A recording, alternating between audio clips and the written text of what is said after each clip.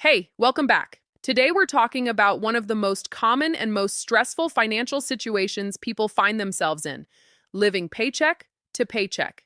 If this is where you are right now, you know what it feels like. You're constantly watching your account balance, running out of money before the end of the month, and dreading any unexpected expense because you know there's nothing there to cover it.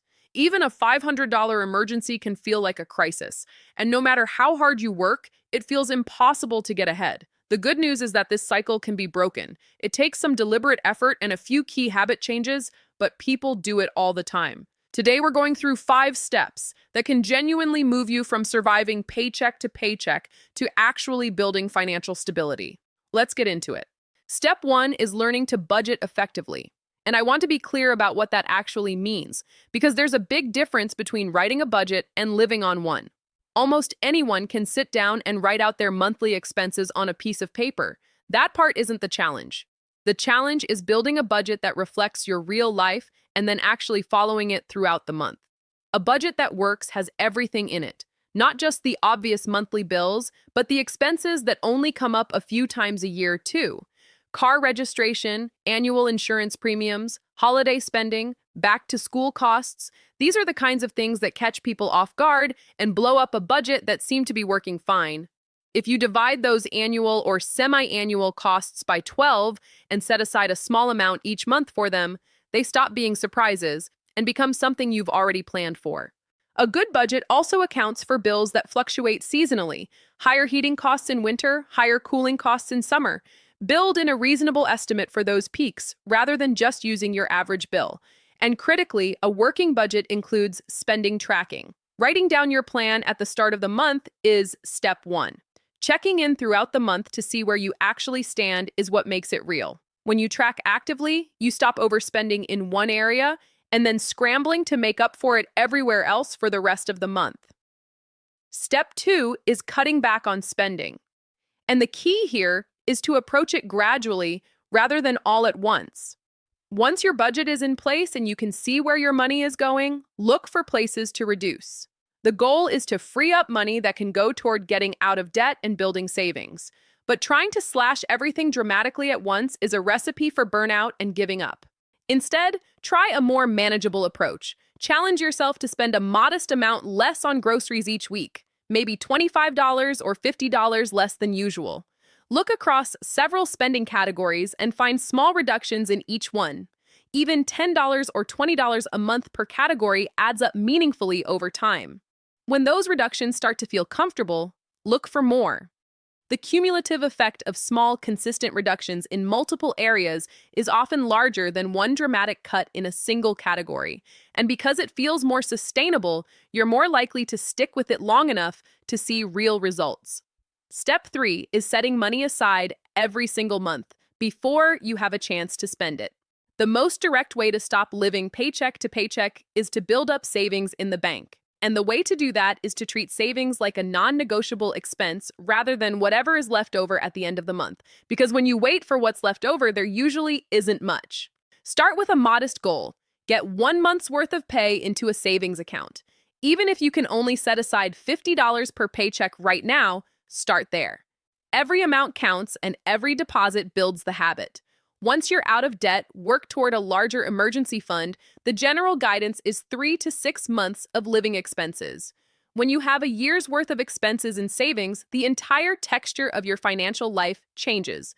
Unexpected things still happen, but they stop being catastrophes. One thing worth doing is making your savings harder to access than your checking account. Open a separate savings account, ideally at a different bank or an online bank, so that tapping into it requires a deliberate action rather than an impulse. When there's a 2 or 3 day transfer window between you and the money, it creates enough friction to prevent casual spending from eroding what you've built.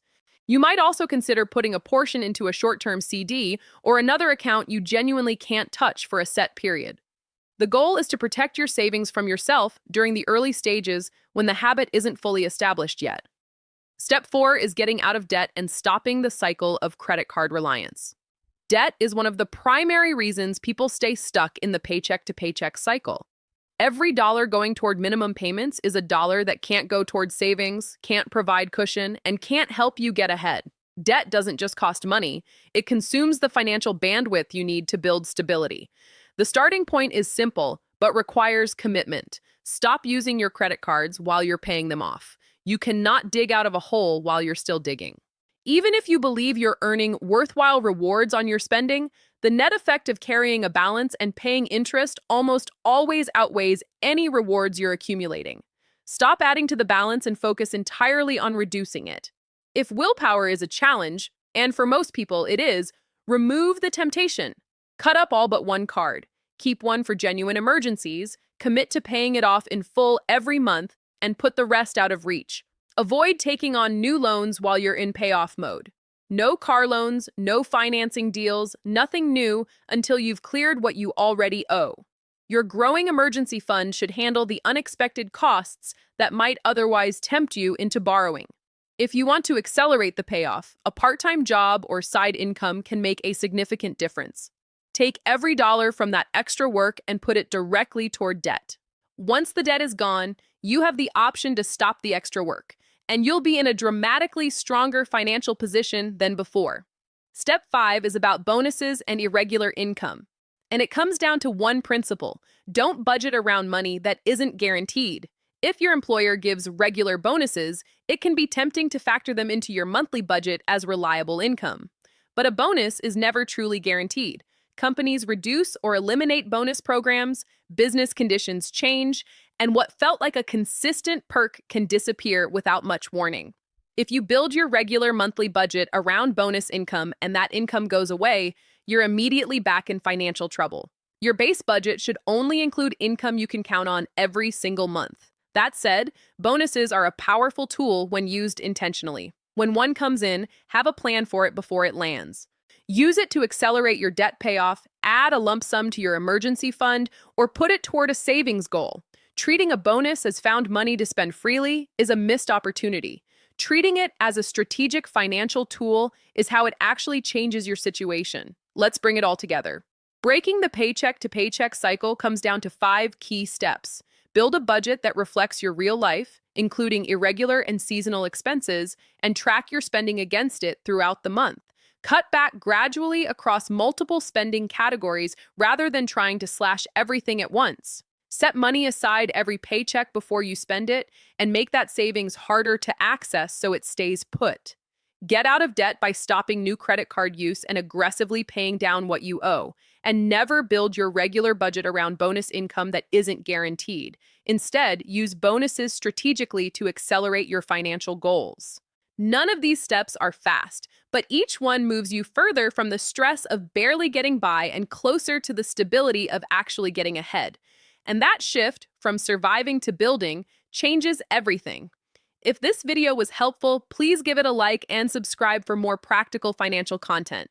Drop a comment below and let me know where you are in this process. I'd love to hear from you. Thanks for watching. I'll see you in the next one.